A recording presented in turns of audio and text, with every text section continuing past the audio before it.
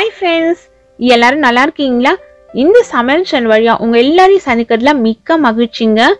சிம்பிளான சமையல் எக்ஸலண்டான டேஸ்ட்ல வரணும்னா நம்ம சேனலை தொடர்ந்து பாருங்க. உங்களோட கருத்துக்களை கமெண்ட் செக்ஷன்ல போஸ்ட் பண்ண மறக்காதீங்க. வாங்க கிச்சனுக்கு போகலாம். சுவையா ஆரோக்கியமா சமைக்கலாம். இப்போ நம்ம சிம்பிளான ஸ்வீட் தான் பார்க்க போறோங்க. ஆனா அது பக்குவமா டேஸ்டா வரணும்னா நான் சொல்ற இந்த மெஷர்மெண்ட்டை நீங்க ஃபாலோ பண்ணுங்க. தேங்காய் பர்ஃபினா அப்படி என்ன ஸ்பெஷல்னு நீங்கள் கேட்குறீங்களா? ஆனால் சரியாக செய்யும்போது தாங்க அது ஸ்பெஷலாக இருக்கும். நம்ம பொம்மி ஸ்டைலில் சிம்பிளான தேங்காய் பர்ஃபி ரெசிபி எப்படி செய்யுதுன்னு பார்க்கலாம். பர்ஃபி செய்ய அடி கனமான ஒரு கடாய் எடுத்து ஸ்டவ்வில் வச்சு ஸ்டவ்வை சுவிட்ச் ஆன் பண்ணிடுங்க. அதில் தேங்காவை வதக்கிறதுக்கு தேவையான அளவு நெய் சேர்த்துக்கலாம். நெய் நான் இன்னைக்கு 4 டேபிள் ஸ்பூன் அளவு சேர்த்தேன்.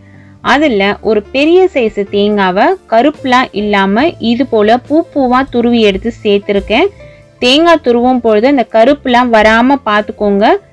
நீங்கள் தேங்காயோட அளவுப்படி உங்களுக்கு கரெக்டாக கால்குலேட் பண்ண தெரியலனா இந்த தேங்காவை துருவிட்டு ஒரு பவுலில் வச்சு நல்லா அழுத்தி அளந்து எடுத்துக்கோங்க. அதே பவுலில் தான் நம்ம சர்க்கரை அளக்க போகிறோம். நீங்கள் அழுத்தி அளந்தீங்கன்னா சர்க்கரைக்கு ஒரு மெஷர்மெண்ட்டு, அப்படியே அழுத்தாமல் அப்படியே நீங்கள் லூஸாக அளந்தீங்கன்னா அதுக்கு ஒரு மெஷர்மெண்ட்டு. இப்போ இதை கைவிடாமல் லோ ஃப்ளேமில் நல்லா வறுத்து எடுத்தாச்சு. நல்லா 5 நிமிஷத்துக்கு வறுத்த பிறகு அழுத்தி அளந்து எடுத்தீங்கன்னா அதில் அதே அளவில் சர்க்கரை சேர்த்துக்கணும்.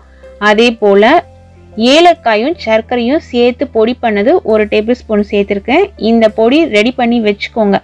சப்போஸ் நீங்கள் ரெடி பண்ணி வைக்கல அப்படின்னா நீங்கள் அந்த சமயத்துக்கு ஒரு 4 ஏலக்காவை எடுத்து நல்லா இடித்து எடுத்து இதில் சேர்த்துக்கோங்க. அப்படி செய்யும் பொழுது நடுவில் நமக்கு ஏலக்காய் தோல் மாட்டும் சாப்பிடும் பொழுது. இது போல் பவுடராக செஞ்சிட்டிங்கன்னா சாப்பிடும் பொழுது அந்த டிஸ்டர்பன்ஸ் இருக்காது. தீயை நல்லா குறைச்சி வச்சு இதை திரும்பவும் ஒரு 5 நிமிஷத்துக்கு நல்லா வதக்கணும். சர்க்கரை சேர்ந்த பிறகு இது லைட்டாக அப்படியே ஒரு இலகல் தன்மை, ஒரு பிசுபிசுப்பு தன்மையில் வரும். அதனால் கைவிடாமல் கலந்துக்கிட்டே இருங்க. இப்போ நம்ம யூஸ் பண்ணுற கடாயில் பார்த்தீங்கன்னா இது போல் லைட்டாக ப்ரௌனாக அடியில் படியுது. நீங்கள் எவ்வளோ ஹெவி பாட்டமில் செஞ்சிங்கனாலும் லைட்டாக அது படிய தான் செய்யும். நான்ஸ்டிக்கில் செஞ்சால் படியாது.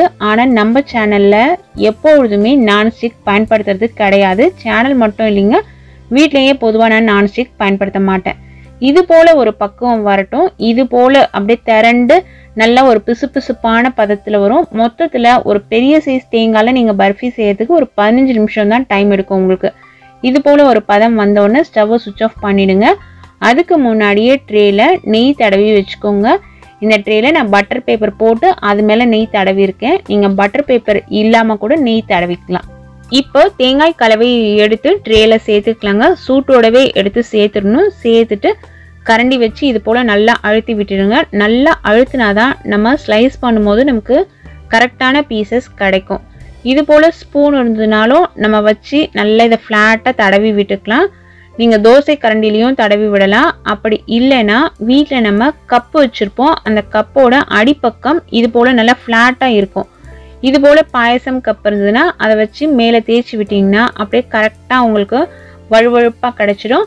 இது ஒரு 15 நிமிஷம் ஆறட்டும். ஆறின பிறகு இது போல் மேலே சர்க்கரைலாம் நல்லா பூத்துக்கிட்டு வந்திருக்கும். ஸ்லைஸ் போட்டு நம்ம எடுத்துக்கலாம். ட்ரேலேருந்து எடுத்தாச்சு. ஆனால் ஃபுல்லாக ஆறி இருக்காது, ஒரு வெதுவெதுப்பான சூட்டில் இருக்கும். வெதுவெதுப்பான சூட்டில் இருக்கும் போதே நீங்கள் ஸ்லைஸ் போட்டு எடுத்துக்கோங்க. இது போல் நல்லா ஜூஸியாக இருக்கும் ஒவ்வொரு பீஸும்.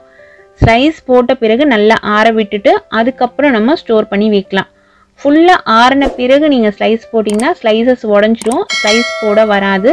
அதனால தான் நல்லா ஆறின பிறகு நீங்கள் ஏர்டைட் கண்டெய்னரில் ஸ்டோர் பண்ணி வச்சிங்கன்னா ரூம் டெம்பரேச்சர்லேயே 1 வாரம் வரைக்கும் வச்சுக்கலாங்க. நல்லா சூப்பரான டேஸ்ட்டில் இருக்கும் இந்த தேங்காய் பர்ஃபி.